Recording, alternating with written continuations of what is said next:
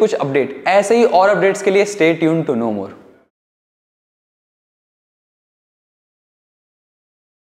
साल 1984 में अपने समय के दिग्गज कलाकार जितेंद्र ने तंग आकर दो एक्ट्रेसेस को बंद कर दिया था एक कमरे में। आखिर क्या रही होगी वो वजह, कौन थी वो दो एक्ट्रेसेस? हेलो गाइस, मैं हूं आपका दोस्त प्रथम पटेल। आज मैं आपको सुनाऊंगा एक बहुत ही मज़ेदार किस्सा।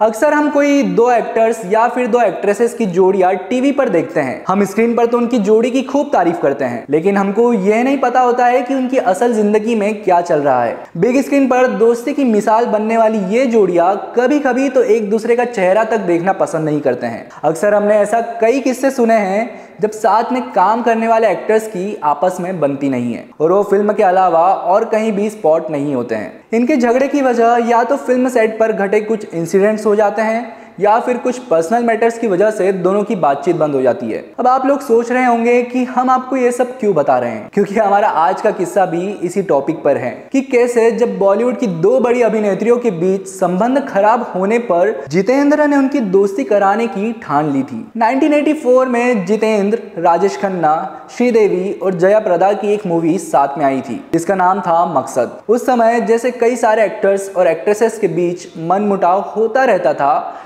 ठीक वैसे ही श्रीदेवी और जया प्रदा की भी कुछ खास बनती नहीं थी। ऐसे तो अक्सर कभी ऐसा सुनने को मिला नहीं था कि श्रीदेवी के रिलेशन किसी से खराब हुए हो, लेकिन उन दिनों श्रीदेवी और जया प्रदा की आपसी लड़ाई खूब सुर्खियां बटोर रही थी। ऐसे में फिल्म मकसद की शूटिंग के दौरान राजेश खन्ना और जितेंद्र ने श्रीदेवी और जया प्रदा को कमरे में बंद कर दिया था, ये सोचकर कि दोनों एक दूसरे से बात करके गिले शिकवे मिटा देंगे। लेकिन ऐसा तो नहीं हो पाया। जितेंद्र और राजेश खन्ना ने दोनों को मेकअप रूम में बंद कर दिया था और सोचा था कि दोनों एक्ट्रेस घंटों एक दूसरे से बात किए बिना तो रह नहीं पाएगी। लगभग 1 से 1.5 घंटे बाद जब जितेंद्र ने दरवाजा खोला तो जितेंद्र थोड़े मायूस हो गए। श्रीदेवी और जया प्रदा एक एक कोना पकड़कर एक दूसरे से मुंह फेरे बैठी हुई थी। जितेंद्र की इतनी मेहनत और समय की बर्बादी हो गई कि उन्होंने फिर दोनों को एक साथ मिलवाने की कभी कोशिश नहीं करी। जितेंद्र दोनों की दोस्ती इसलिए करवाना चाहते थे क्योंकि इन तीनों ने